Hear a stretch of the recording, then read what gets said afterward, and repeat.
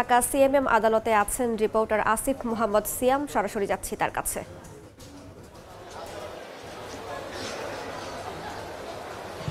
আওয়ামী লীগের সভাপতি মণ্ডলীর সদস্য এবং ঢাকা ২ আসনের সাবেক সংসদ সদস্য অ্যাডভোকেট কামরুল ইসলামকে আজ একটি হত্যা মামলায় ৮ দিনের রিমান্ড দেওয়া হয়েছে। এই হত্যা মামলাটি হচ্ছে জুলাই গণ আন্দোলনের সময় নিউ মার্কেট থানার একটি হত্যা মামলা। ব্যবসায়ী আব্দুল ওয়াদুদ মূলত এই হত্যা মামলার ক্ষেত্রে যে প্রাথমিকভাবে অ্যাডভোকেট কামরুল ইসলামের সংশ্লিষ্টতা পাওয়ায় তদন্তকারী কর্মকর্তা তার ১০ দিনের রিমান্ড আবেদন করেন এবং সেই প্রেক্ষিতে আদালত তারা ৮ দিনের রিমান্ড মঞ্জুর করেন।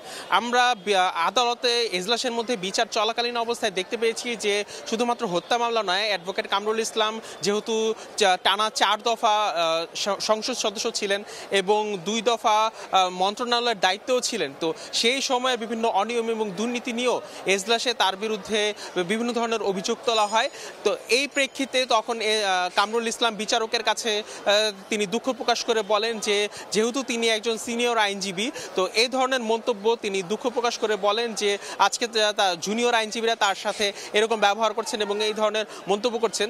তো সেই কথা বলতে বলতে একসময় তিনি উচ্চস্বরে আমরা দেখেছি যে হুঁশিয়ারিমূলক একটি বার্তাও দেন যে এই দিন নয়, আরও দিন আছে।